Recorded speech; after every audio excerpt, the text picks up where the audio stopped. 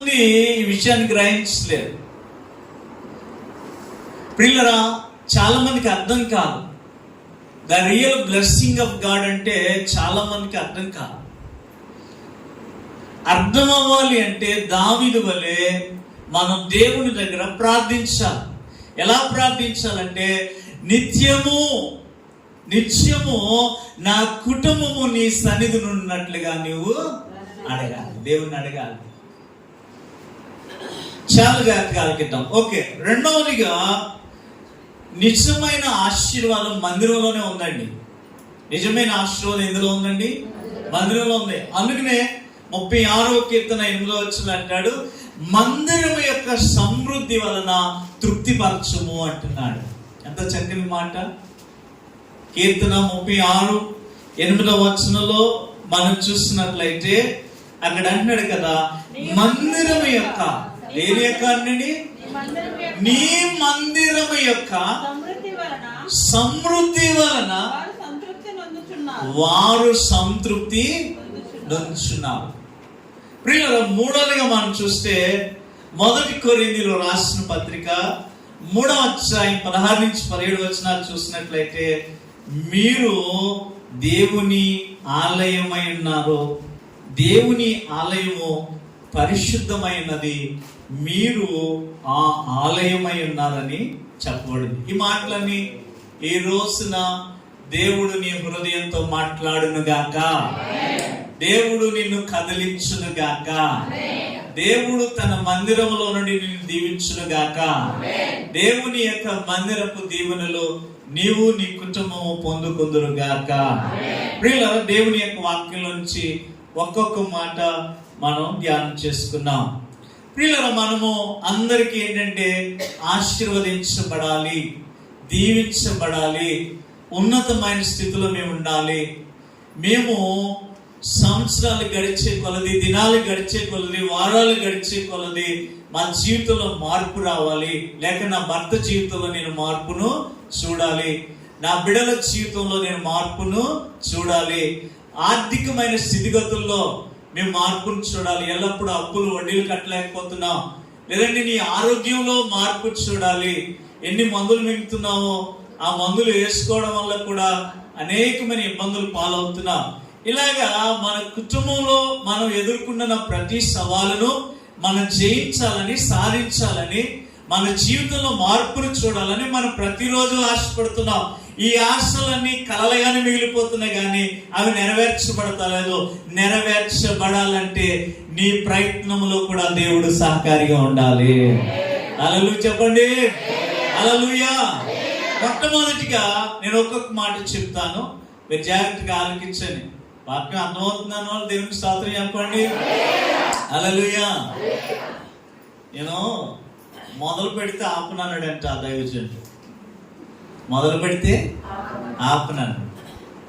తెలివైన ఒక అమ్మందంట, అయ్యగారు మీరు ఎంతసేపు అయినా వాక్యం చెప్పుకోండి, వెళ్ళిపోయినప్పుడు మమ్మల్ని లేపి వెళ్ళిపోమందంట.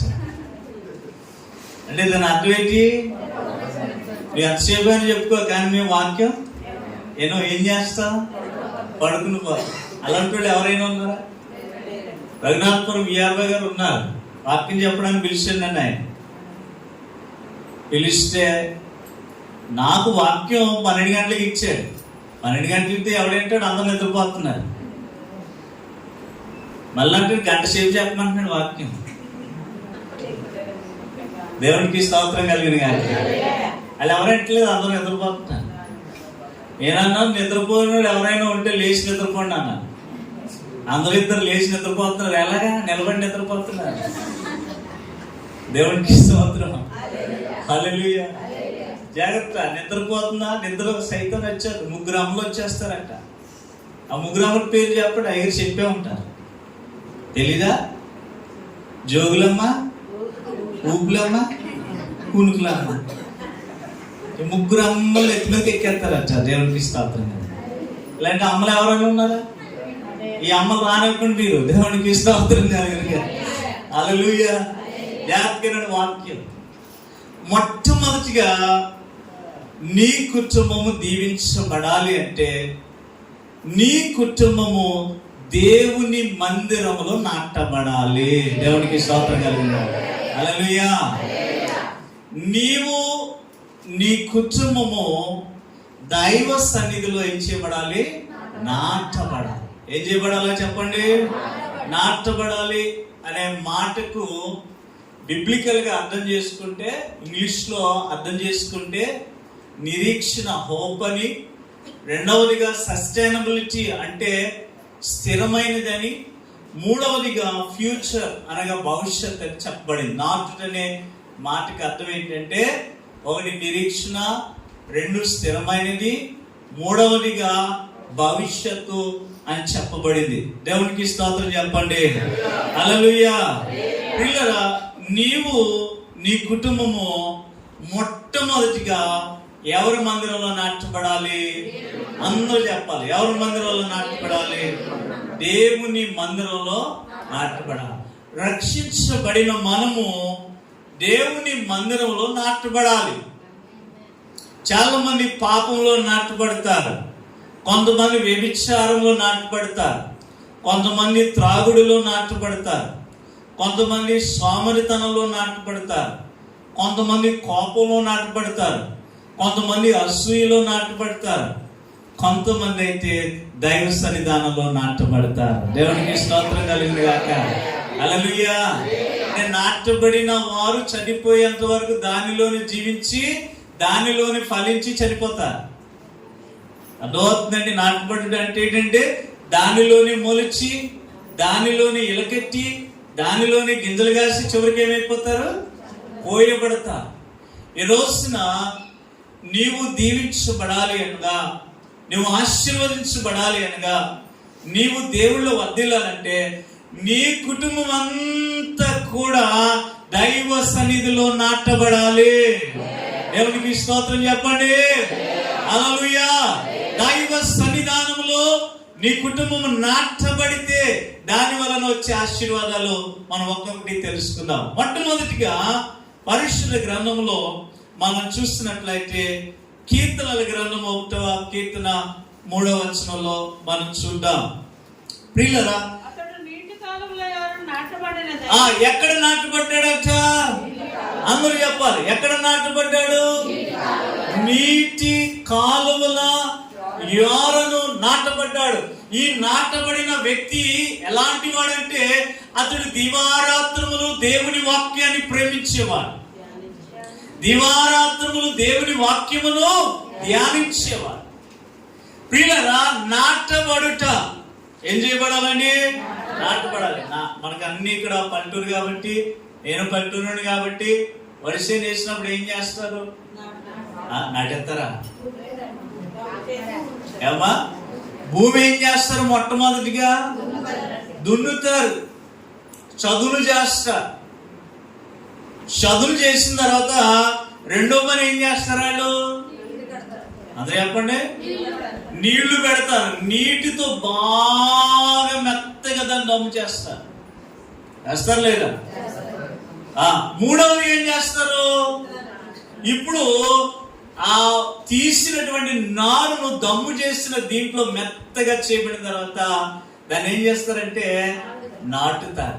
అంటే ఇక్కడ చాలా జాగ్రత్తగా ఆలకించండి. నాటడానికి ముందు అనగా ఈ భూమి అనే దానికి హృదయం దేనికి సూచనగా ఉందండి? హృదయం. నీ హృదయము వాక్యం అనే నాగలి చేత దున్నబడాలి. దేవునికి స్తోత్రం కలుగుగా. ఏ వాక్యం అనే నాగలి చేత ఏం చేయబడాలి? దున్నబడాలి. వాక్యం చేత నీ హృదయం దున్నబడాలి. బీడు భూమిగా ఉందనుకోండి, అది దున్నబడినప్పుడే అది నీటి చేత మెత్తను చేయబడాలి. అనగా రెండవదిగా మెత్తను చేయబడడం అంటే ప్రార్థన ద్వారా నీ హృదయము నీరు పెట్టాలి. దేవునికి స్తోత్రం కలుగును గాక. హల్లెలూయా. మూడవదిగా పరిశుద్ధ ఆత్మ ద్వారా క్రీస్తు నందు నువ్వు నాటబడాలి. నా మాటలు అర్థమవుతుందని దేవుడి స్తోత్రం చెప్పండి. వెళ్ళిపోయా అన్నట్టుగా ఉంది. హల్లెలూయా. మీకు అర్థమైందా? నాగలి అనే వాక్యం చేత మన హృదయం చేయబడాలి, దున్నబడాలి. ప్రార్థన అనే నీరు మన హృదయానికి ఏం చేయాలి? పెట్టబడాలి. పరిశుద్ధాత్మ ద్వారా క్రీస్తునందు మన హృదయం ఎవరిలో నాటబడాలి? క్రీస్తునందు నాటబడాలి. ఇప్పుడు జాగ్రత్తగా కలిగిన మొట్టమొదటిగా దేవుని వాక్యము. ఈ వాక్యం అంటాడు, మీరు ఇంకా ఎదగడం లేదన్నా. చాలా మంది వాక్యాన్ని గ్రహించుకోలేరు, వాక్యాన్ని అర్థం చేసుకోలేరు. ప్రియులరా, నీకు వాక్యం అర్థమైంది అనుకోండి, ఆదివారం ప్రార్థన మానకుండా వచ్చేస్తాం. దేవునికి స్తోత్రం కలుగును గాక. హల్లెలూయా. వాక్యం రుచి చూసాం అనుకోండి, ఈ వాక్యాన్ని విడిచిపెట్టాం. కొత్తగా పెళ్ళైంది అల్లుడికి పెళ్ళి అయితే అత్తగారు ఏం చేసింది అనుకుంటున్నారు? బెల్లం నల్లలు వేసి సిమ్మిల్ చేస్తుంది. జాగ్రత్తగా సిమ్మిల్ చేస్తుంటే చూస్తున్నాడు అల్లుడు గారు. చూసిన తర్వాత ఇంత ఉండలు చేసి అల్లుడి గారి దగ్గర తెచ్చింది. తెస్తే అల్లుడు కొద్దిగా కొత్త అల్లుడు కొద్దిగా ఎక్కువ కొడతాడు. దేవునికి స్తోత్రం కలిగింది కదా. ఇంగ్లీష్ మాటలు ఎక్కువ మాట్లాడుతుంటాడు. పెళ్ళి కొత్త తర్వాత ఏముండదు లేదు. కొద్దిగా వాడు భార్య అన్నాడు, నేను ఎలా కనిపిస్తున్నాను మీ అమ్మకి అన్నాడు. అన్నాడు, అదేంటి నల్లని పెడుతుందండి మీ అమ్మ మ్యాట్ ఫెలో అన్నాడు ఇంగ్లీష్లో. బాబాయ్ దేవునికి స్తోత్రం కలిగింది. అంటే లోపలికి ఏమండి అలాగంటున్నారు ఏంటి, మా అమ్మ చాలా మంచిది, ఓసారి తిని చూసి మాట్లాడచ్చు కదా అంది భార్య. నేను నల్ల నూనెలో తిని వాళ్ళ కనబడుతున్నానా? నేను చాలా చదువుకున్నా, చాలా డిగ్రీలు చేశాను అంటాడు. తినడానికి చదువుకి లింక్ ఏంటండి అంటుంది. దేవునికి స్తోత్రం కదండి. తినడానికి చదువుకి లింక్ ఎక్కువ అంటున్నాడు. బతిమాల పమ్ము అత్తగారు బతిమాలితే మనోడికి ఎక్కలేదు. సరే, తిరిగి ఆలోచన ఉంది ఏంటంటే, మా అత్తగారు ఎంతగా నన్ను బతిమాలింది కదా, అసలు దీని యొక్క రుచి ఎలా ఉండదు చూద్దాం, వీళ్ళందరూ పడుకొని అని చెప్పేసి వీళ్ళందరూ పడుకున్న తర్వాత రోల్ దగ్గరికి వెళ్ళి గోక్కున్న నోట్లు వేసుకున్నాడు. ఎక్కడికి వెళ్ళి నోట్లు వేసుకున్నాడు? రోల్ దగ్గరికి వెళ్ళి గోకు నోట్లు వేసుకున్నాడు. ఇప్పుడు ఈ టేస్ట్ ఎలా ఉంది? అమ్మ బాబోయ్, అనవసరం వద్దన్నా నేను, ఎంత గీర కొట్టేసి ఎంత ఎక్కువ మనసులో అనుకుంటున్నాడు. అంటే ఇంత రుచికరమైందని నేను వదిలేసానా? మళ్ళీ ఎలా అడగను, ఏ మొక్క పెట్టినా అడగను. దేవునికి స్తోత్రం కలిగిన గాక. హల్లెలూయా చెప్పండి. హల్లెలూయా. అప్పుడు అనుకున్నాడు, అంటే రోలు గోకి నోట్లు వేసుకుంటాను కానీ దాని రుచి అతనికి తెలియలేదు. వాక్యము కూడా అంతే. దేవునికి స్తోత్రం కలిగిన గాక. నువ్వు దాన్ని చదివి ధ్యానించి దాని మధురం చూస్తే వాక్యము కొరకు దుప్పి నీటి వాగుల కొరకు ఆశపడ్డట్లుగా నీ ప్రాణము దేవుని వాక్యం కొరకు ఏం చేయబడుతుందట? పరిగెట్టుకుని వచ్చేస్తాం. ఇటుగా లేట్ చేయు. దేవునికి స్తోత్రం కలిగిన గాక. హల్లెలూయా. చూడండి, దేవుని వాక్యాన్ని ప్రేమించేవారు అక్కడ ఎలా ఉంటారంట? నీటి కాలువల యారను నాటబడిన చెట్టు వలె ఉంటారు. నెంబర్ 1, నీవు నీ కుటుంబము దేవుని వాక్యాన్ని ప్రేమించే కుటుంబంగా ఉండాలి. హల్లెలూయా. ఎప్పుడైతే దేవుని వాక్యాన్ని ప్రేమిస్తావో ఆటోమేటిక్గా మందిరాన్ని ప్రేమిస్తావు. మందిరం ప్రేమించడంతో పాటుగా మందిర పరిచర్యను కూడా నువ్వేం చేస్తావు? ప్రేమిస్తావు. అంచేత దేవుని వాక్యాన్ని మనం ప్రేమించే వారంగా ఉండాలి. దేవునికి స్తోత్రం కలిగిన గాక. ఈరోజు ఎన్ని చూసేస్తున్నాం, ఎన్ని సీరియల్ చూస్తున్నాం. మనం ఎంత గొప్పవాళ్ళు అంటే చాలా గొప్పవాడు మనం. ఎందుకో తెలుసా? కేబుల్ బిల్లు కడతాం, డిష్కి బిల్లు కడతాం, బిల్లు కట్టి సీరియల్ చూస్తూ మరీ ఏడుతాం. అంటే డబ్బు కట్టి ఏడుతున్నాను, అవునా కాదా?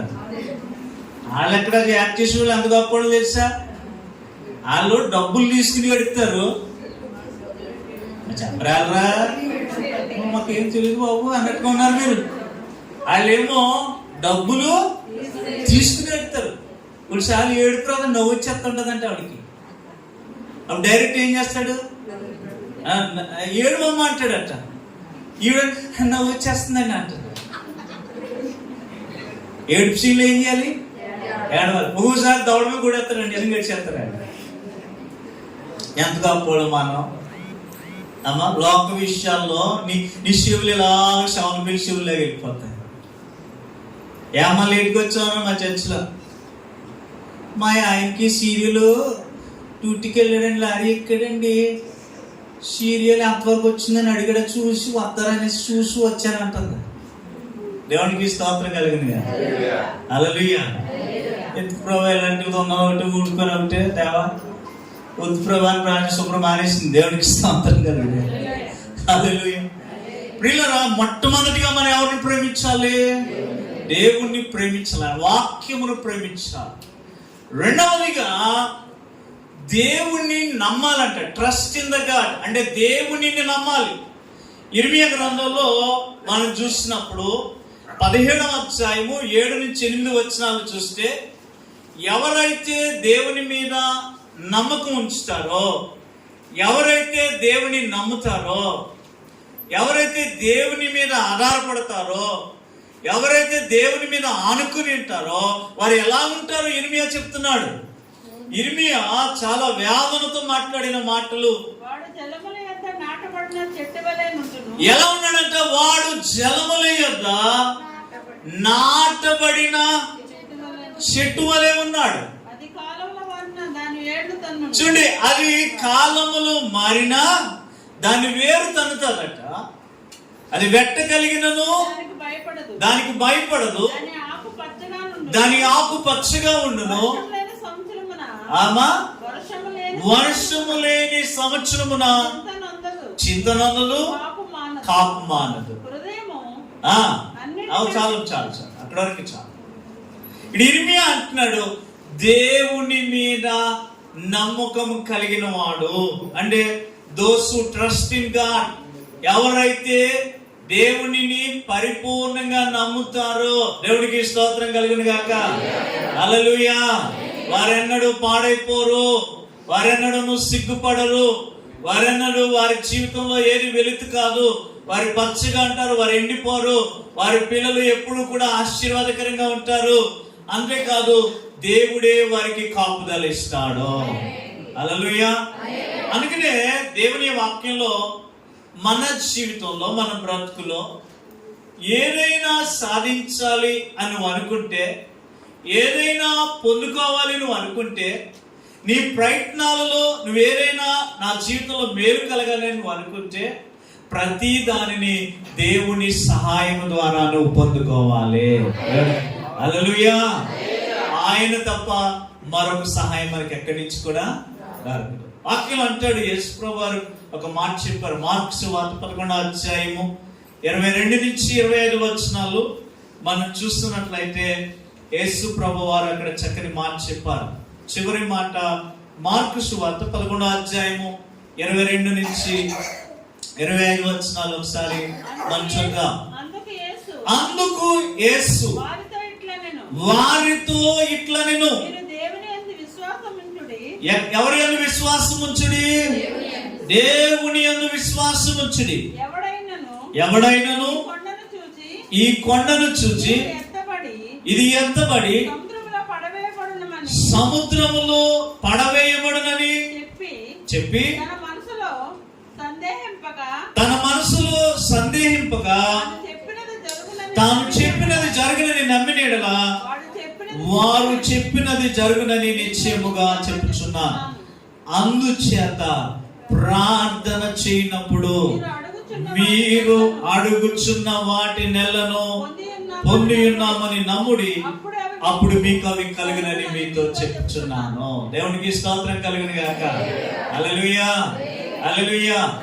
నా జీవితంలో చీపురు పుల్లైనా అగ్గి పుల్లైనా ఏదైనా సరే దేవుని అడగకుండా నేను ఏమి చేయను. దేవునికి స్తోత్రం కలుగును గాక. హల్లెలూయా. దేవుని అద్భుతాలు మనం చూడాలంటే నీ విశ్వాసం బలమైనదిగా ఉండాలి.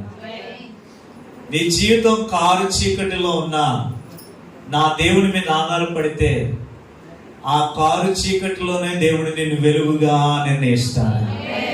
కాబట్టి మనము దేవుని ఎడల ప్రతిదానిని పొందుకోవడానికి ప్రయత్నించాలి. ఎలాగ ప్రయత్నించాలంటే మనకున్న ఆయుధం ఒకటే, ప్రార్థన, వాక్యం, పరిశుద్ధాత్మ దేవుని సహాయం. దేవునికి స్తోత్రం కలుగును గాక. మీకులాగే మాకు మందిరం ఉంటుంది, ఇంతే ఉంటుంది. నేను మందిరం కట్టడానికి అడిగాను, అంటే చాలా సాక్ష్యాలు ఉన్నాయి. ప్రేర్ చేసుకునే లేదు, దేవా సిమెంట్ బస్తాలు లేవు, మరి నువ్వు ఇస్తావా అని అడిగాను దేవుడు. అడిగి ప్రార్థన చేసి, నా స్నేహితుడు ఎవరో నా 10th క్లాస్లో మేము చదువుకున్న పెద్ద వాళ్ళకి సిమెంట్ షాప్ ఉంది అని అడిగాను. లాస్ట్ వెళ్ళిపోతే అడిగాను, తమ్ముడు మందిరం కడుతున్నాను, ఒక సిమెంట్ బస్తా ఇస్తావరా అని అడిగాను. అడిగామని తెలుసా, అన్నయ్య నీకు 100 బస్తాలు ఇస్తాను. దేవుడికి స్తోత్రం కలిగింది. హల్లెలూయా. ఎన్ని బస్తాలమ్మా? 100 ఇస్తానన్నా. దేవుడికి స్తోత్రం. అంటే నాకు ఇష్టం ఏంటంటే, నాకు నా జీవితంలో ఇష్టం ఏంటంటే, ఏదైనా సరే మన జీవితంలో దేవుని ద్వారా వచ్చింది అనుకోండి, అది 2వ ఆశీర్వాదాన్ని తీసుకొస్తాను. అలాగే నువ్వు కష్టపడి సంపాదించి, నువ్వు శ్రమతో కూడి సంపాదించి, దేవుడి సహాయం లేకుండా ఒకవేళ నువ్వు కనుక కష్టపడి సంపాదిస్తావు అనుకోండి, అది ఏమైపోతుందంటే ఐస్ ముక్కలా కరిగిపోతూ ఉంటారు. అది పైకి వెళ్ళగానే ఎలాగైపోతే కరిగిపోతాడు. ఒక విశ్వాసిగా, ఒక దేవుని బిడ్డగా నీ జీవితంలో నీవు చేసిన ప్రార్థన ద్వారా నీ జీవితాన్ని నువ్వు కట్టుకో. దేవునికి స్తోత్రం కలుగును గాక. హల్లెలూయా. నువ్వు చేసిన ప్రార్థన ద్వారా నువ్వు ప్రతి దాన్ని పొందుకో. ప్రార్థనలో శక్తి ఉంది. తక్కువ అంచనేకు. నీ తెలివితేటల కన్నా గొప్పది ప్రార్థన. దేవునికి స్తోత్రం కలుగును గాక. హల్లెలూయా. నీ శక్తి సామర్థ్యముల కన్నా గొప్పది ప్రార్థన. కాబట్టి ఎప్పుడు కూడా మన ప్రార్థనను తక్కువ అంచనేయకూడదు. అర్థమవుతుందండి? ప్రార్థన కలిగిన జీవితం మనం కలిగి ఉండాలి. ప్రియులరా, ఒక తల్లి ఇదే వాక్యం ఒక అయ్యగారు చెప్పారట. వాక్యం చెప్తే ఆ అమ్మ ఇంటి పక్కన ఇలాగా బిల్డింగ్ ఉంది, బిల్డింగ్ పక్కన పెద్ద కొండ ఉందంట. ఏముందమ్మా? కొండ ఉంది. ఈ అయ్యగారు వాక్యం చెప్పారు, నీవు ఎత్తబడి సముద్రంలో పడవేయమని విశ్వాసంతో అడిగితే అది వెళ్ళి ఎక్కడ పడిపోద్దంట? సముద్రంలో పడతారు. దర్బాతున్నాలు దేవునికి స్తోత్రం చెప్పండి. ఏమన్నా కొన్ని ఆత్మలు ఎదురుపోతున్నాయి. దేవునికి స్తోత్రం కదా. ఎదురుపోకుండా ఎంత మంచి వాక్యం నిద్ర వచ్చారు మీకు. సార్ అన్నీ చెప్పాడు, ఉపవాస ప్రార్థనకు వచ్చి చెప్పాడు. అది ఇంకా గుర్తుంది. ఇంట్లో అడావుడిగా వచ్చేసిందంట. ఎక్కడికి చర్చలేదు, స్తంభం దగ్గర జారబడిందంట. జారబడితే ఏమొచ్చేసింది? నిద్రతో వచ్చింది, కళ వచ్చిందంటే మనందరూ అని చెప్పింది. అది ఇప్పటికీ గుర్తుంది. ఆ కళ్ళలో ఏమవుతుందంటే కుక్కలు వెళ్ళి వాళ్ళ ఇంట్లోకి వెళ్ళిపోతున్నాయంట. కుక్కలన్నీ వెళ్ళి ఎవరింటి ఆ ఇంట్లో వెళ్ళిపోతాయి. ఇప్పుడు బైబిల్ చేతిలో కర్రకు ముందున్నాను కూడా వేసింది. ఇప్పుడు అక్కడ 2 ప్రసంగాలు. దేవునికి స్తోత్రం కలిగి. అమ్మ నిద్రపోకు, కళ్ళగా అనుకో. దేవునికి అయిపోయింది, వాక్యం అయిపోతుంది. అది ఇప్పుడు చెప్తాను నేను ఎక్కడికి వెళ్ళినా. దేవునికి స్తోత్రం కలిగి. హల్లెలూయా. ఏం చేయమంటు ప్రార్థన చేస్తుంది ఇవిడి. నువ్వు ఎత్తబడి సముద్రంలో పడవేయబడును గాక అని ప్రార్థన చేస్తుంది. దగ్గరికి వచ్చి కొండ చదువుతున్నా అక్కడే ఉంటుంది. చాలా సార్లు చేసింది, అక్కడే ఉంది కొండ, ఇంకా అవుతలేదు. కలిపేయడానికి బీరు పెట్టి ఎలా తోసేయడానికి. కానీ దేవుడు ఆమె ప్రార్థన ఆలకించాడు. దేవునికి స్తోత్రం కలిగిన. హల్లెలూయా. కొండ అయితే కదలలేదు, కానీ దేవుడు ఆమె ప్రార్థన ఆలకించాడు. మన జీవితంలో ఎన్నో సమస్యలు అలాగా గవర్నమెంట్ ఫైల్లో పడిపోయి ఉంటాయి. మన ముందు ఎక్కడివి అక్కడే ఉంటాయి. సోత్తో బాధపడతాం. అమ్మ ఇల్లు కట్టేసి పునాది వేసిన అయ్యారు అంద ఏమ్మా అని అడిగితే పునాదులు తప్ప ఏమీ లేవన్న. దేవునికి స్తోత్రం కలిగింది కాక. ప్రార్థన చేస్తాం, ఇప్పుడు పెద్ద బిల్డింగ్ కట్టేసింది. ప్రార్థన దేవుడు ఆలకించి ఆమె ఇంటి పక్క నుంచి ఒక ట్రైన్ ట్రాక్ పడింది. గవర్నమెంట్ వాళ్ళు కొండంతా తీసేశారు. దేవునికి స్తోత్రం కలిగింది. హల్లెలూయా. అవునండి, నీ ప్రార్థన వింటాడు దేవుడు అండి. ఆలస్యమైనంత మాత్రాన నువ్వు బాధపడుకో, ప్రార్థిస్తూనే ఉండు విసుకక. నీ ప్రార్థన దేవుని దగ్గర చేరేంత వరకు, నీ ఊడిలోకి జవాబు వచ్చేంత వరకు దేవుని విడిచిపెట్టకూడదు. అది పట్టుదల కలిగిన ప్రార్థన. అలాగే వాక్యం అంటాడు కదా, నీవు ప్రార్థన చేయనప్పుడల్లా వాటెల్లటినీ పొందుకున్నారని మీరు నమ్మాలి. అంటే విశ్వాసం ఉండాలి. ట్రస్ట్ అంటే ఇంగ్లీష్ లో నమ్మకము. దేవుని మీద సంపూర్ణంగా ఆధారపడు. సామెతలు 3:5 అన్నాడు, నీ స్వబుద్ధిని ఆధారం చేసుకొనక. మన బుద్ధి మంచిది కాదు, మన ఆలోచన మంచిది కాదు, మన తలంపులు మంచివి కాదు, మనకున్నది ఏది మంచిది కాదు. మంచిది పుట్టాలంటే అది దేవుళ్ళలోంచే పుడతారు. దేవునికి స్తోత్రం కలిగిన కాదు. హల్లెలూయా. అందుకనే మన స్వబుద్ధి మీద ఆధారపడకూడదు. నేను అది చేస్తాను, ఇది చేస్తాను అనుకోకూడదు.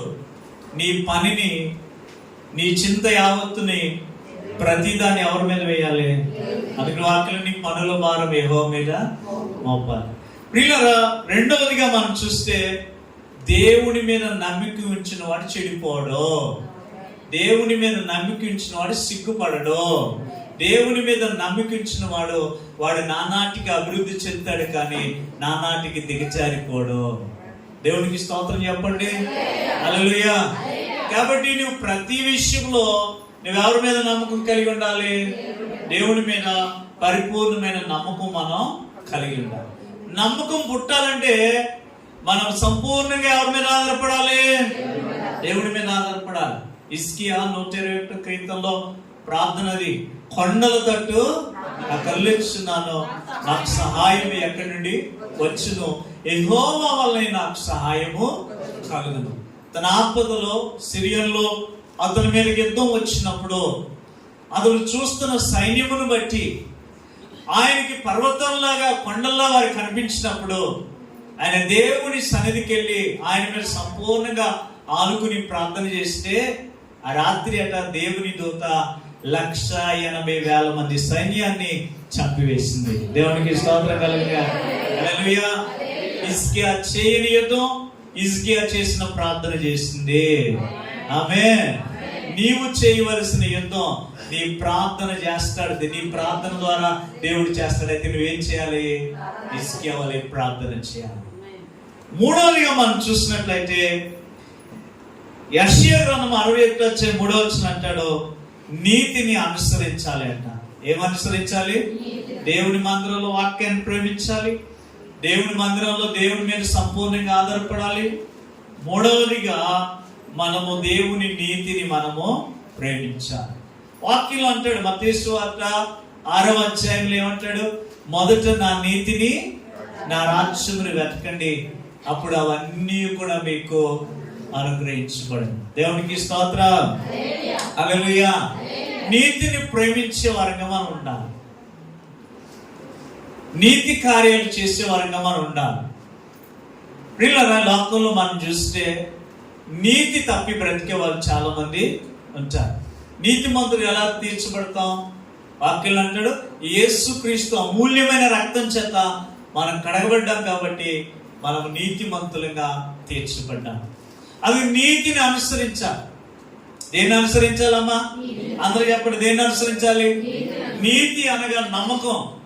వాక్యం అంటాడు, అబ్రహాము దేవుని మాటను నమ్మెను గనుక అది అతనికి దేనిగా ఎంచబడిందంట? నీతిగా ఎంచబడింది. దేవుని మాటే నీతి. అబ్రహాము దేవుని మాటను నమ్మాడు, వెళ్ళమన్న చోటుకు వెళ్ళాడు, నిలబడమన్న చోటుకు నిలబడ్డాడు, ఏది చేయమని చేశాడు. నీవు దేవుడు చెప్పినట్లుగా చేస్తే దేవుడు నిన్ను ఆశీర్వదిస్తాడు, అవన్నీ కూడా నీకు సమకూర్చి పెడతాడు. దేవునికి స్తోత్రం చెప్పండి. హల్లెలూయా. ప్రియులారా, చివరిగా కీర్తనల గ్రంథం 52:8 మనం చూసినట్లయితే దావీదు చేస్తున్నాడు. ఏమని చేస్తున్నాడు? చదువు. కీర్తన 52:8. నేనైతే దేవుని మందిరములో, చూడండి, నేనైతే దేవుని మందిరంలో ఎలా ఉన్నాడంటండి? చెప్పాలి, మీరు అందరూ చెప్పాలి. నేను చెప్పండి. నేనైతే చెప్పాలి, అందరూ చెప్పాలి. నేనైతే దేవుని మందిరంలో పచ్చని ఒలీవ చెట్టు వలె ఉన్నాను. నిత్యము దేవుని కృపయందు దేవునికి స్తోత్రం కలుగును గాక. ఒలీవ మొక్క ప్రత్యేకత ఏంటంటే, నోవా కాలంలో జలప్రళయం వచ్చినప్పుడు జలప్రళయంలో అన్నీ చనిపోయాయి, మొక్కలు అన్నీ చనిపోయాయి. కానీ ఒక ఒలీవ చెట్టు మాత్రం చనిపోలేదు. దేవునికి స్తోత్రం కలుగును గాక. హల్లెలూయా. ఒలీవ చెట్లు చాలా ప్రత్యేకతలు ఉన్నాయి. అంటే ఒలీవ చెట్టు ఎవరంటే ఆయన రక్తం చేత కడగబడిన మనమే ఒలీవ చెట్లు. దేవునికి స్తోత్రం కలుగును గాక. హల్లెలూయా. అందుకని వాక్యం అంటాడు, నీ బోసునపు బల చుట్టూ నీ పిల్లలు ఎలా ఉన్నారంట? ఒలీవ మొక్కలోనే ఉన్నారు. ఒలీవ చెట్టుకి చావు లేదు. మీరు అర్థం చేసుకో. యేసు ప్రభువు ఎన్ని వేల సంవత్సరాల క్రితం, 2000 సంవత్సరాల క్రితం ఆయన ఏ కొండకి వెళ్ళి ప్రార్థన చేస్తాడు? ఒలీవల కొండలకి వెళ్ళి ప్రార్థన చేస్తాడు. ఆ ఒలీవ కొండలకి వెళ్ళి ప్రార్థన చేసిన ఒలీవ చెట్టు నేటికి బ్రతికే ఉంది. దానికి చావు లేదు. ఒలీవ చెట్టు ప్రత్యేకత ఏంటంటే, ఒక చెట్టు మలవగానే దాని వేరులోంచి మరో చెట్టు వస్తుంది. ఇది కాయలు కాస్తుండగానే ఇందులోంచి వచ్చిన చెట్టు కూడా ఏం చేస్తుంది? కాయలు కాస్తుంది. మళ్ళా పొందగాలని ఇందులోంచి వచ్చిన చెట్టు కూడా కాయలు కాస్తుంది. అందుకని వాక్యం అన్నాడు, నీవు నీ పిల్లల పిల్లలను నీవు చూసేదు అని. నేను ఒలీవ చెట్టుతో పోల్చాను. ఒలీవ చెట్టు ప్రత్యేకత చాలా ఉంది. దాని నూనె అభిషేకానికి వాడారు, దాని ఆకులు స్వస్థత కొరకు వాడారు. జాతకినారు. దాని యొక్క ఆకుల యొక్క కొమ్మలు ఒలింపిక్స్ గేమ్లో గెలిచినప్పుడు దానిని కిరీటంగా చేసి నెత్తి మీద పెట్టారు. అంతేకాదు, ఒలీవ నూనెకున్న ప్రత్యేకత ఏంటంటే గుండె జబ్బులు కూడా నయం చేయగలదు. ఇంకో విషయం చెప్పిన, ఒలీవ నూనె దేవుని మందిరంలో పెట్టాలి. ఎందుకంటే అన్ని నూనెలలో నుంచి మసి వస్తుంది, వాసన వస్తుంది, కానీ ఒలీవ నూనెలో నుంచి మసి మాత్రం రాదు. ఒలీవ నూనెకున్న ప్రత్యేకత. ప్రియులరా, నీకు దేవుడు ఆ ప్రత్యేకత ఇచ్చాడు. ఒలీవ మొక్క వలె దేవుడిని దీవించాడు. దేవునికి స్తోత్రం కలుగును గాక. ఎవరు అలా ఉంటారంటే, మొట్టమొదటిగా నీవు నీ కుటుంబం ఎవరి మందిరంలో నాటపడాలి. మొట్టమొదటి పాయింట్ ఇది. ఓ పాయింట్ అయింది, తర్వాత మెల్లమెల్లగా చెప్పుకుని వెళ్ళిపోదు. దేవునికి స్తోత్రం కలుగును. ఇప్పుడు నువ్వు ఎక్కడికి రావాలి? ఎలా రావాలి? కుటుంబంతో రావాలి. ఒకవేళ మీ ఆయన గారు మానలేరు, తాగుతున్నారు, నీ మాట ఏంటో అండి, అలాంటప్పుడు మనం ఆయన కొరకు ఏం చేయాలండి? ప్రార్థన. ప్రత్యేకంగా గంట ఎక్స్ట్రా ఆయన కోసం చేయాలి.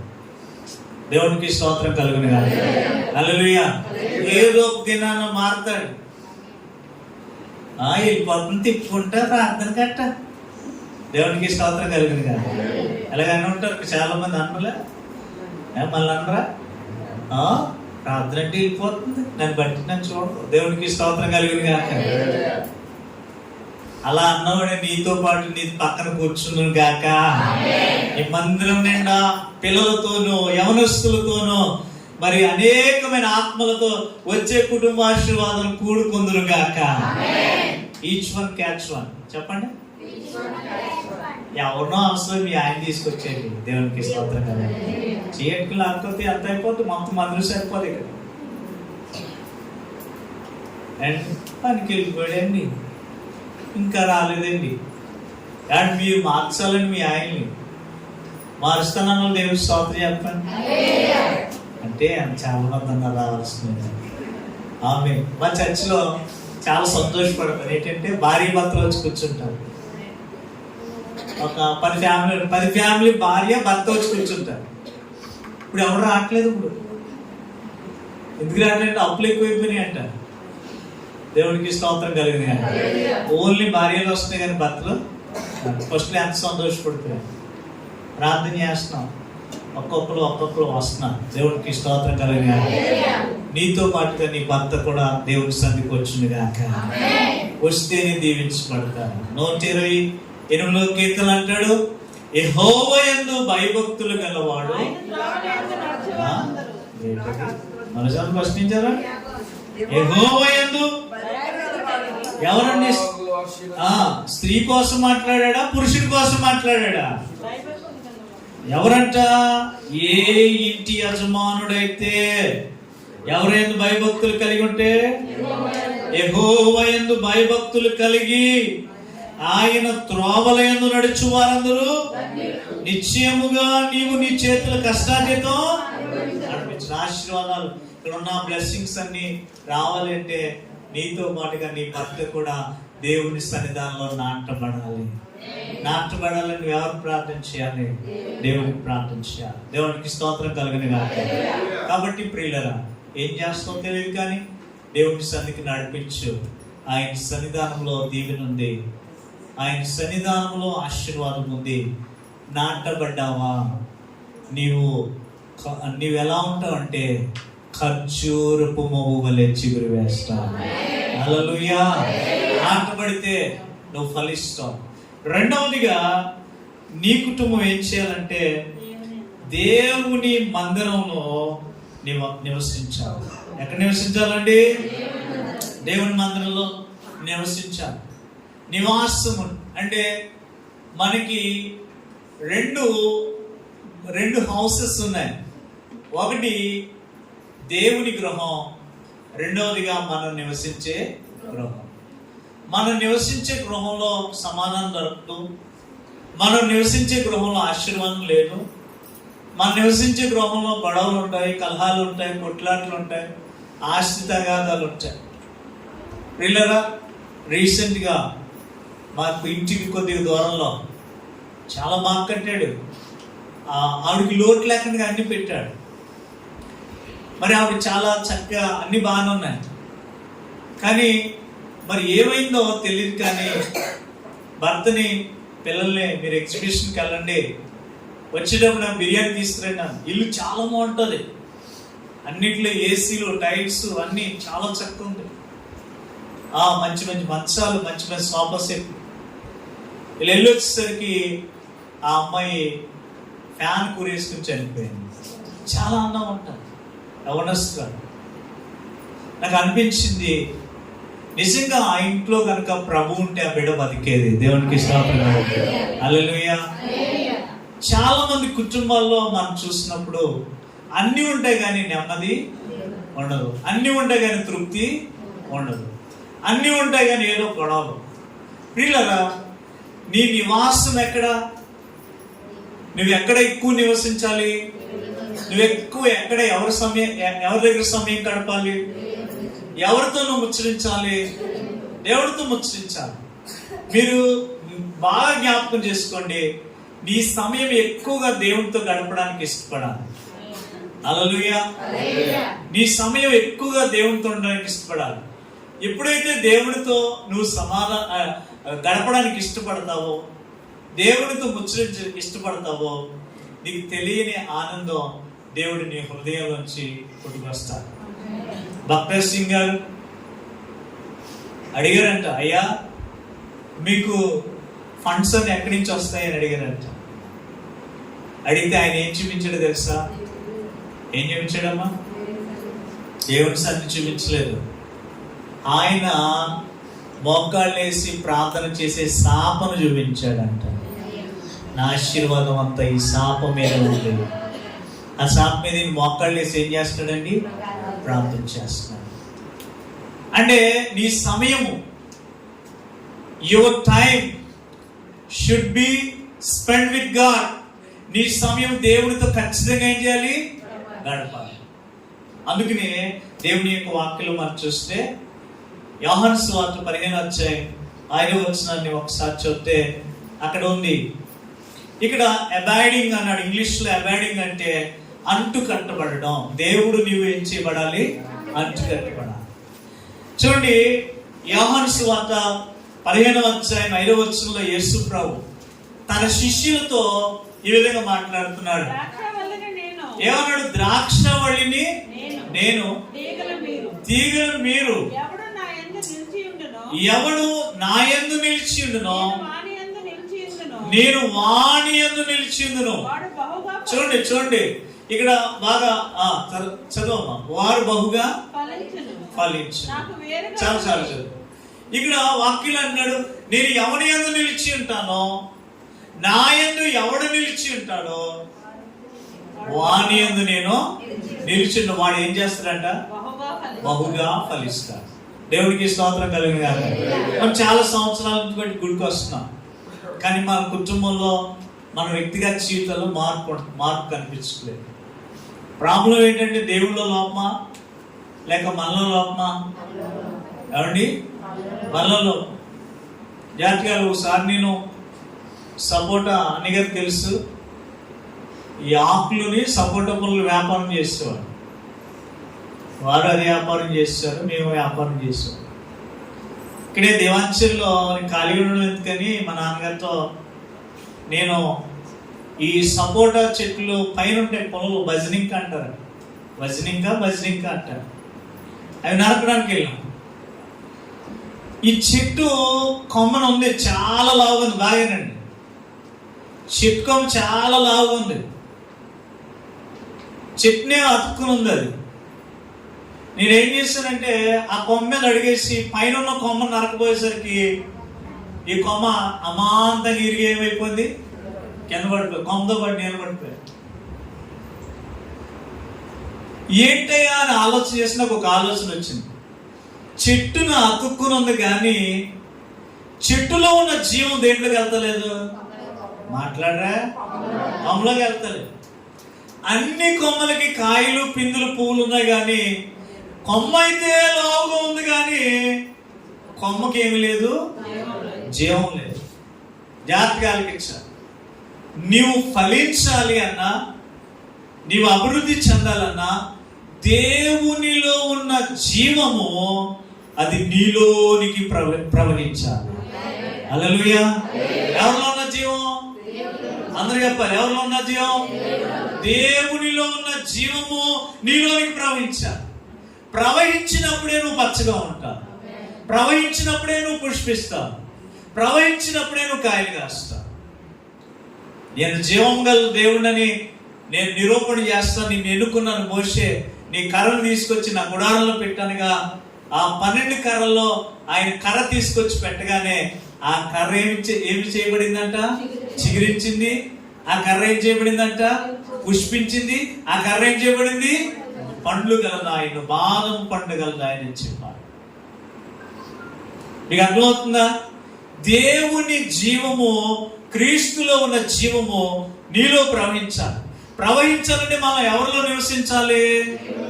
అందుకని అంటాడు దేవుడు అండి, చాలా స్వల్పమైన అల్పమైన పక్షులతో పోల్చాడు. చూడండి 84వ కీర్తన ఒకసారి 84వ కీర్తన ఎక్కడ దొరికిందంటో దానికి నివాస స్థలం. 3వ వచనం చదవండి. సైన్యములకు అధిపతియగు యెహోవా నా రాజా, నా దేవా. ఏ బలిపీఠము వద్దనంట? బలిపీఠము, దేవుని బలిపీఠము యొద్ద పిచ్చుకలకు ఏం దొరికిందంటే? అమ్మ అందరూ చెప్పాలి, ఏం దొరికింది? నివాసము. ఆ తర్వాత పిల్లలు పెట్టుటకు వానకోవిలకు గూటి స్థలం దొరికింది. ఎక్కడ దొరికిందంటే బలిపీఠంలో దొరికింది. దేవునికి స్తోత్రం కలిగింది గాక. హల్లెలూయా. నీ హృదయము దేవుని బలిపీఠంగా మారును గాక. నీ హృదయము ప్రార్థన బలిపీఠముగా మారును గాక. నీ హృదయము దేవుని వాక్యమునకు బలిపీఠముగా మారును గాక. నీ నివాస స్థలము చాలా స్వల్పమైనది, చాలా అల్పమైనది, అది చాలా చిన్న జీవి, కానీ తెలివైనది, చాలా తెలివైనది. ఎక్కడ పెట్టుకుని నివాస స్థలము? దేవుని బలిపీఠము. మనం చాలా ధనవంతులు ఏం కాదండి, మన గొప్పవారు ఏం కాదు, తెలివైన వారు ఏం కాదు, కానీ మన దేవుడు గొప్పవాడు. మన దేవుడు సర్వశక్తిమంతుడు. నీ గూటి స్థలము, నీ నివాస స్థలం ఎవరి దగ్గర ఉండాలంటే దేవుళ్ళు ఉండాలి. అందుకనే ఇక్కడ చూడండి వాక్యాలు అంటాడు, కొన్ని తీగలు ఉన్నాయంట. తీగలు ఫలింపని తీగలు, పనికిరాని తీగలు, ఎండిపోయిన తీగలు. ఇవి తీసి పారేయాలి. దేవునికి నీకు ఆటంకం ఉన్నాయి, అడ్డుగా ఉన్నాయి, ప్రార్థన రానివ్వకుండా చేస్తున్నాయి, ప్రార్థన చేయనివ్వకుండా చేస్తున్నాయి. దేవునికి స్తోత్రం కలుగును గాక. హల్లెలూయా. ఏదైతే ఆటంకంగా ఉన్నాయో ఈ పనికిరాని తీగలో, పనికిమాలిన తీగలో, ఎండిపోయిన తీగలో మనం తీసి బయట పారవేయాలి. పారవేస్తేనే కానీ మనం ఫలించలేము. రెండు చేతుల పైకి దేవునికి స్తోత్రం చెప్తాను. హల్లెలూయా, హల్లెలూయా. అందుకనే నీ మందిరం ఎవరి సన్నిధానంలో, నీ కుటుంబం ఎవరి దగ్గర నివసించాలి? దేవుని సన్నిధానంలో నివసించాలి. ఒకటి, నీ కుటుంబం దేవుడి మందిరంలో నాటపడాలి. రెండవదిగా నీ కుటుంబం దేవుడి మందిరంలో నివసించాలి. ప్రియులారా, చూడండి కీర్తన 27:4 ఒకసారి చదవండి. త్వరగా చెప్పి నేను ముగిస్తాను, సమయం అయిపోతుంది. కీర్తన 27:4. యెహోవా యొద్ద ఒక వరమును అడిగి తిని దాన్ని వెతుకుచున్నాను. యెహోవా ప్రసన్నతను చూచుటకును ఆయన ఆలయములో ధ్యానించుటకును నా జీవిత కాలం అంతయు నేను యెహోవా మందిరములో నివసింపగోరుచున్నాను. రాజు దావీదు ఎవరండి? రాజు, యాజకుడి కాదు, లేవీయుడు కాదు. దేవునికి స్తోత్రం కలిగిన గాక. హల్లెలూయా. దావీదు రాజే కానీ యాజకుడు కానే కాదు. దేవుని సన్నిధికి వెళ్ళి బలి అర్పణలు అర్పించి ఆ యొక్క రక్తమును ప్రజల మీద ప్రోక్షించేది లేదు అతనికి. అతను అంటున్నాడు కదా, ఇలాంటి కృప నాకు దొరికితే ఎంత బాగుండు, దేవుని సేవ చేసే అదృష్టం నాకు వస్తే ఎంత బాగుండు. అందుకనే దావీదు దేవుని మందిరం కట్టడానికి ఇష్టపడ్డాడు, కానీ దేవుడు ఒప్పుకోలేదు. దేవుడు అన్నాడు, నువ్వు అనేకుల రక్తాన్ని నువ్వేం చేస్తావు, ఒలికిచ్చావు అన్నాడు. ఆదికి దేవుడు ఇవ్వలేదు. ప్రియులారా, గమనించండి, దేవుడు మనకు ఒక కృపనిచ్చాడు. ఆయన సన్నిధి తలుపులు ఎప్పుడు నీ కొరకు తెరిచి ఉంచాను. హల్లెలూయా. నీ ఇంటిని సన్నిధిగా నువ్వు మార్చుకో. ఆమేన్. నీ మందిరంలో దేవుని నివాసం చేయి. నువ్వు నివాసం చేస్తే నువ్వు బహుగా ఫలిస్తావు. ఆమేన్. దేవునికి స్తోత్రం చెప్పండి. హల్లెలూయా. మూడవదిగా, నీ కుటుంబము దేవుని మందిరంలో దీవించబడాలి. ఎంతమంది ఆశగా నేను దీవించబడతా? ఈ 2025 సంవత్సరం దేవుడు నాకు ఆరోగ్యం ఇచ్చిన కాక దేవునికి స్తోత్రం చెప్పండి. నా ఆర్థికంగా దేవుడు ధనం దయచేయను కాక దేవుడికి స్తోత్రం చెప్పండి. నా ఇల్లు అయిపోను కాక దేవుడికి స్తోత్రం చెప్పండి. నాకు ఉద్యోగం వచ్చిన కాక దేవుడికి స్తోత్రం చెప్పండి. నా పరీక్షల్లో జయం వచ్చిన కాక దేవుడికి స్తోత్రం చెప్పండి. మా ఆయన మారుడు కాక దేవుడికి స్తోత్రం చెప్పండి. నేను అంత తప్పు చెప్తున్నాను. అందరూ మారిపోయారు. Praise Lord. Hallelujah, hallelujah. నీ కుటుంబం ఎక్కడ దీవించబడాలంట? ఎవరి మందిరంలో? నువ్వు షాపింగ్ మాల్కి వెళ్ళి దీవించబడు. నువ్వు చందన బొమ్మన దగ్గరికి వెళ్ళి దీవించబడు. ఒక షేర్ అంటది అంతే. ఎన్ని షేర్లు ఉంటది? ఇది చూపించు. ఆడు సొంత పాప 2 బాగా చూపిస్తాడు. అక్కడి నుంచి చూస్తాడు కోపంగా. ఇది నచ్చలేదా, ఇంకో షాప్కి వెళ్ళిపోతాం అంటాడు. దేవునికి స్తోత్రం. మరి అక్కడ సమయం ఎంత గడిపేస్తావు? మరి అక్కడ లెక్క ఇవ్వు సమయాన్ని. ఫంక్షన్కి వెళ్ళినప్పుడు సమయం లెక్క ఇవ్వు. దేవునికి స్తోత్రం కలిగిన కాక. గుడికి వచ్చినప్పుడు గడియారం వెనక, వాచ్ వెనక, సెల్ ఫోన్ వెనక. ఎన్నిసార్లు చూసేస్తావో మనసులో తిట్టుకుని ఇంకా అప్పుడేంటి అలా అనుకునే వాళ్ళు కూడా ఉన్నారు. అమ్మ పైకి చెప్పరు. ఎంత బాగా చెప్పారండి మీరు వాక్యం.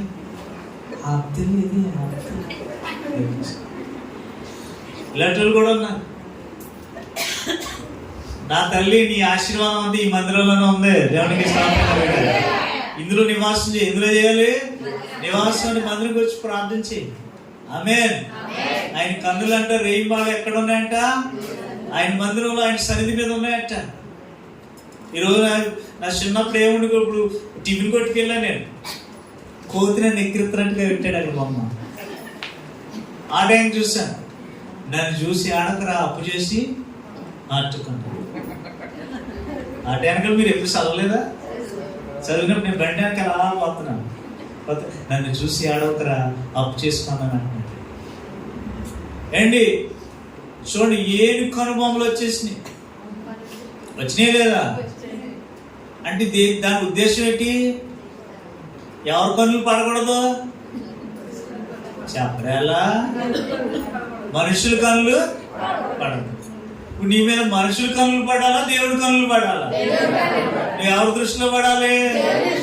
దేవుడి దృష్టిలో పడి నీ జీవితం ఏమైపోతుంది? మారిపోతుంది.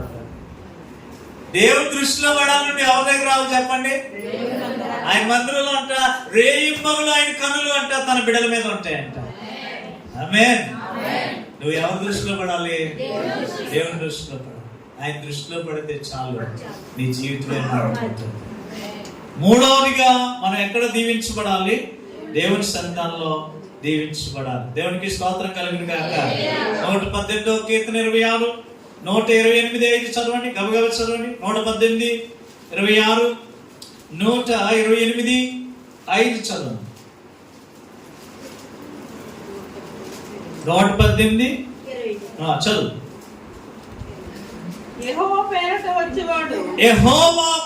వచ్చువాడు ఆశీర్వాదమునందును గాక. యెహోవా మందిరములో నుండి మిమ్మును దీవించున్నాము. ఎక్కడి నుంచి వచ్చిందండి ఆశీర్వాదం? యెహోవా మందిరం నుంచి. అందుకని అడావుడికి వెళ్ళిపోకో, అయ్యగారి చేత ప్రార్థన చేయించుకో. దేవునికి స్తోత్రం కలుగును గాక. హల్లెలూయా, ప్రైజ్ లార్డ్. దేవుని సన్నాల్లో దీవెన ఉంది. 128:5 అంటాడు, సియోనులో నుండి యెహోవా నిన్ను ఆశీర్వదించి. సియోను అనగా యెరూషలేము మందిరం. యెరూషలేము మందిరంలో ఆశీర్వాదం ఉంది, దీవెన ఉంది. ప్రియులారా, మూడవదిగా నీ కుటుంబం దేవుని మందిరంలో దీవించబడాలి. నాలుగవదిగా నీ కుటుంబం దేవుని మందిరంలో స్తుతించాలి. దేవునికి స్తోత్రం కలిగిన స్తుతి చెల్లించాలి. ఏం చెల్లించాలండి? స్తుతి చెల్లించాలి, కృతజ్ఞతాస్తుతులు చెల్లించాలి. ధనవంతుడు అంటాడు, నా ప్రాణమా తినుము త్రాగుము సుఖించుమన్నాడు. దావీదు అన్నాడు, నా ప్రాణమా యెహోవాను సన్నుతించుమన్నాడు. సన్నుతించు అనే మాట ఎక్కడి నుంచి వచ్చింది తెలుసా? అప్పుడే కనినటువంటి తల్లి అట తన బిడ్డను చూసుకోవడానికి తన బిడ్డను దగ్గరకు లాక్కున్నప్పుడంట ఆ తల్లికి బిడ్డ ప్రపంచం, బిడ్డకి తల్లి ప్రపంచం. ఎప్పుడైతే వేరు చేస్తారో ఆ బిడ్డ అంట తల్లి మీదే ఉంటదంట. తల్లి ప్రాణం కూడా ఎవరి మీద ఉంటుంది? బిడ్డ మీద ఉంటుంది. ఒకసారి మా చర్చిలో అమ్మాయికి బాగలేకపోతే వాళ్ళ హిందూస్ ఎక్కడ తాడేపల్లి గురించి వచ్చారు. వస్తే ఆ పిల్లకి కడుపులా ఉబ్బిపోతుందండి. డాక్టర్లు బాక్స్లో పెట్టాలి పాపనే అని చెప్పారు. ఆ బాక్స్లో పెట్టి 2 రోజులు అయితే ఆ తల్లి ఏడుపే ఎక్కువ. అమ్మ అనే నా కోసం ప్రార్థన చేయండి, 2 రోజుల నుంచి మా పిల్ల బాక్స్లో ఉంది, కడుపు పోతుంది అని ఏడుస్తూ వచ్చింది. అమ్మ హిందూ. అప్పుడు బాధపడకమ్మా, తల్లి వేదన చూస్తున్నాను, చాలా బోర్ నేర్చింది. ప్రార్థన చేస్తే మా చర్చిలో నా మీద చేసిన ఏమైందమ్మా అంటే ఆ కడుపు ఉబ్బరం తగ్గిందంట. తర్వాత ఆ పాపని బాక్స్ నుంచి సేఫ్గానే తీసుకొచ్చారు పాస్టర్ గారు. ఇప్పుడు అమ్మ ఆ పాప ఒక దిక్కునే ఉన్నారని చెప్పింది. దేవునికి హల్లెలూయా. సన్నుతించినటువంటి అర్థం, దావీదు అన్నాడు, దేవా నువ్వు లేకపోతే ఒక క్షణం కూడా నేను ఉండలేను. అక్కడ దేవుడు కూడా, దావీదు నువ్వు లేకపోతే నేను కూడా ఉండలేను. దేవుడు నిన్ను బట్టి కూడా అలా మాట్లాడితే ఎంత బాగుంటుంది. నా బిడ్డ నువ్వు లేకపోతే నేను ఉండలేను, నా దేవా నువ్వు లేకపోతే నేను ఉండలేను. అందులోంచి పుట్టిన మాట సన్నుతించమంటే తల్లి యొక్క ప్రేమలోంచి పుట్టిన మాట. అందుకని అన్నాడు, నా ప్రాణమా యెహోవాను సన్నుతించు. ప్రియులారా, దేవుని స్తుతించాలి, దేవుని మహిమపరచాలి, నీకు చేసిన మేలు దాచుకోకూడదు, దేవుని మందిరంలో కనపరచాలి. పల్లెను ఊడిపోయిందని పాట పాడాలన్న దానికి గాలి తప్ప ఏమి రావట్లేదు. ఏమవుతాయి? పళ్ళు ఊడిపోయిందా ఇంకేం పాటలు పాడుతుంది? దేవుని పని చేయాలి, దేవుని పని చేయి. దేవునికి స్తోత్రం కలిగిన కాక. యవ్వన ప్రాయంలోనే ఎవరు పని చేయాలి? దేవుని పని చేయి. తప్పించుకోకూడదు. ఉండండి ఇప్పుడే వచ్చేస్తానని వెళ్ళిపోకూడదు. దేవుడి పని కొరకు ప్రయాసపడాలి. దేవునికి స్తోత్రం కలిగిన గాక. దేవుని స్తుతించాలి, దేవుని మహిమపరచాలి, దేవుని కనపరచాలి. నీ జీవితం అంతా కూడా ఎవరిని కనపరచాలి? దేవుని కనపరచాలి. దావీదు అదే చేశాడు. దావీదుతో ఒకసారి దేవుడు అంటున్నాడు, గొర్రెల వెంబడి తిరిగిన నిన్ను నేను నా ప్రజల మీద రాజుగా నియమించాను. స్తుతి సింహాసనం మీద కూర్చోబెట్టింది. దేవునికి స్తోత్రం కలిగిన నీ స్తుతి కూడా, నీ స్తోత్రం కూడా, నీ హల్లెలూయా కూడా నిన్ను ఉన్నతమైన స్థాయిలో నిలబెట్టును గాక. ఆమేన్ చెప్పండి. ఆమేన్. నీవు దేవుని మందిరంలో దీవించబడాలి. నీ కుటుంబం దేవుని మందిరంలో స్తుతించాలి. నీ కుటుంబం అంట దేవుని మందిరానికి వెళ్దాం అనేసరికి సంతోషం రావాలంట. అక్కడ లేని దిగులంతా మందిరంలోకి వచ్చేస్తుంది. అమ్మా ఏదో పోగొట్టుకున్నట్టుగా లా దిగులుగా కూర్చుంటాం. కానీ వాక్యం ఏమన్నాడు చూడండి, యెహోవా మందిరమునకు వెళుదామని జనులు నాతో అన్నప్పుడు ఏం చేస్తాడంట? 84 కీర్తన మొదలు చదవండి అమ్మా. 84 సైన్యముల అధిపతి యెహోవా నీ నివాసములు ఎంతో రమ్యములు, యెహోవా మందిరముల ఆవరణములు చూడవల్లని నా ప్రాణం ఎంతో ఆశపడుచున్నది, అది సమసిల్లుచున్నది. జీవము గల దేవుని దర్శించుటకు నా హృదయమును నా శరీరమును ఆనందంతో కేకలు వేయించినది. 2 చేతులకి దేవునికి స్తోత్రం చెప్పండి. హల్లెలూయా. ఎవరి దగ్గర రావడానికి ఆనందం ఉండాలి, తొందరగా వచ్చా. దేవునికి స్తోత్రం కలిగింది. కానీ ఈరోజు నేను పాట పాడాలి, ఈరోజు ప్రార్థన చేయాలి, ఈరోజు స్తుతించాలి. చాలా ఆనందం ఉంది దేవుని దగ్గర రావడానికి. 42 కీర్తన 1 అంటాడు, దుప్పి నీటి వాగుల కొరకు ఆశపడినట్లు దేవా నా ప్రాణం నీ కొరకు ఆశపడుచుంది. ఆశ ఉండాలి, దేవుని కొరకు తృష్ణ ఉండాలి. ఏదైనా కార్యం అయితే ముందు మనమే ఉంటాం కదండి, కానీ దేవుని కార్యంలో ముందు నీవై ఉండాలి. దేవుని పనిలో ముందు నీవై ఉండాలి. చూడండి, దేవుని పని చేసేవారు, దేవుని సన్నిధిలో పనిచేసేవారు దీవించబడతారు. వారి పేర్లు ఎక్కడ ఉన్నాయంట? జీవగ్రంథంలో. ఎక్కడున్నాడు? ఫిలిప్పీలో రాసిన పత్రిక 4వ అధ్యాయం మనం చూసినట్లయితే యువోదికి సుంటికి అనే 2 స్త్రీలు ఉన్నారు. ఆ స్త్రీల పేర్లట ఎక్కడ ఉన్నాయంట? 4:3 చదవండి. అవును, నిజమైన సహకారి ఆ స్త్రీలు క్లెమెంతుతోనూ నా ఇతర సహకారులతోనూ సువార్త పనిలో నాతో కూడా ప్రయాసపడిన వారు కనుక వారికి సహాయం చేయమని నేను వేడుకొచ్చున్నాను. ఆ సహకారుల పేర్లు జీవగ్రంథంలో రాయబడ్డాయి. దేవుని మందిరంలో నీ కుటుంబం రావడానికి సంతోషపడాలి. దేవునికి స్తోత్రం చెప్పండి. దేవుని మందిరంలో నింపబడాలి. దేనితో నింపబడాలి? 1 పరిశుద్ధాత్మతో నింపబడాలి, 2 విశ్వాసంతో నింపబడాలి, 3 కృపతో నింపబడాలి, 4 దేవుని బలంతో నింపబడాలి, 5 ప్రార్థనతో నింపబడాలి, 6 దేవుని వాక్యంతో నీ హృదయం నింపబడాలి. దేవునికి స్తోత్రం చెప్పండి. మాట చెప్పి నేను ముగిస్తాను. దైవజనులు ఎప్పుడు వచ్చినా, అయ్యగారు చాలా ప్రయాసపడి వచ్చారు అయ్యారు మా ఇంటికి, చల్ల నీళ్ళు కొండలో ఉన్నాయి పోసేసి ఇచ్చేది అంటే తాగిండి అయ్యారు. ఎప్పుడు వచ్చినా ఏమి ఇచ్చింది అమ్మ? ఏ తల్లి ఎప్పుడు ఏమి ఇచ్చింది? కొండలో వచ్చి నా తల్లి నీ కడుపు చల్లకుండా కాక నీళ్ళు తాగి దీవించేది. కాఫీ ఇచ్చింది లేదు, టీ ఇచ్చింది లేదు, కాఫీ ఇచ్చింది లేదు. రగానే ఏమి ఇచ్చేసింది? మంచిలు ఫ్రీగా వస్తాయి కదా. దేవుడికి ఇస్తాం. చచ్చిపోయింది, పరలోకం వెళ్ళిపోయింది. పరలోకం వెళ్ళిపోతే అందరూ పరలోకంలో పంచ పరమాణాలు తింటున్నారట. 2 దేవతలతో చేయట్టుకుని తీసుకెళ్ళి అంట చెరువు దగ్గర తీసుకెళ్ళి అంట. ఎవరు తీసుకెళ్ళే తల్లి? చెరువు దగ్గర తీసుకెళ్ళారు. అవి బాబు చెరువు ఉంది అమ్మగారు అన్నారు. పాస్టర్ గారికి ఇచ్చి నీళ్ళు చెరువు అయిపోయింది, ఇయ్య తాగదు. దేవుడికి స్తోత్రం కలిగింది. హల్లెలూయా. వాక్యం అంటాడు, నువ్వు ఏది విత్తితే అదే కాస్ట్. మరి విత్తుతున్నావా? విత్తాలి, విత్తుతేనే కానీ మనం కోయలేవు. చల్లితేనే కానీ మనం పంటను కొయ్యలేం. కౌలు ఎన్ని చెప్తావు? ఆ కౌలు కాదు దేవుడికి కావాల్సింది, నీ క్రియలు కావాలి దేవునికి. హల్లెలూయా. ప్రియులారా, దేవుని పనికి సహకారాలు ఉండాలి. చాలా సంతోషం అనిపించి ఇక్కడ ఇవన్నీ చూసినా చాలా ఆనందం అనిపించింది.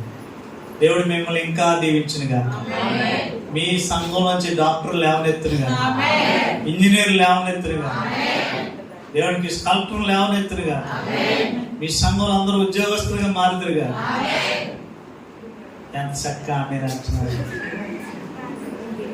అవుతారా? మరి అవుతారని నమ్ముకుందా? చెప్పండి. ఇప్పుడు ఏం చేయాలి?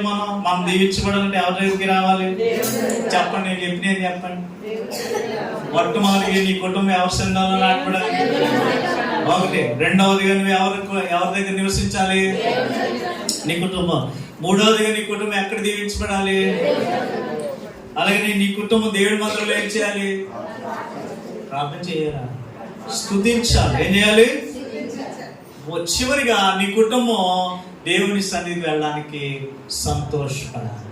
ఇలా చేసాం అనుకోండి, ఈ సంవత్సరంలోనే దేవుడు నిన్ను అత్యధికంగా ఆశీర్వదిస్తాడు. ఆమేన్. ఈ సంవత్సరంలో దేవుడు నిన్ను దేవునిగా మారుస్తాడు. అందుకని అంటాడు, యెరూషలేము క్షేమం కొరకు ప్రార్థన చేయవారు వర్ధిల్లుతారట. మందిరం కొరకు ప్రార్థన చేయి. వచ్చే సంవత్సరం నీ మీద భారం ఉంది. ఈచ్ వన్ చెప్పండి, ఈచ్ వన్ క్యాచ్ వన్. నువ్వు ఒక్కరిని ఇంకొకరిని తీసుకురా. 80 ఉన్నది 160గా మార్చుతాడు దేవుడు. సేవకుని భారం ఏంటో తెలుసా? మాకున్న ఆస్తులు కాదు, మాకున్నది అంతస్తులు కాదు కానీ కోరుకునేది ప్రతి సేవకుని యొక్క ఆశ ఏంటంటే సన్నిధిలో ఆత్మలు పెరగాలి. ఆమేన్. సన్నిధి ఆత్మలతో పెరగాలి. పట్టజాలనంత విస్తారమైన చేపలతో వాళ్ళ పిగిలిపోయినట్లుగా ఈ సన్నిధిని దేవుడు నింపునుగాక. ఈ సమయం ఇచ్చిన గారికి ప్రత్యేకమైన వందనాలు. దేవుడు మిమ్మల్ని అందరినీ దీవించునుగాక. ఆమేన్. God bless you.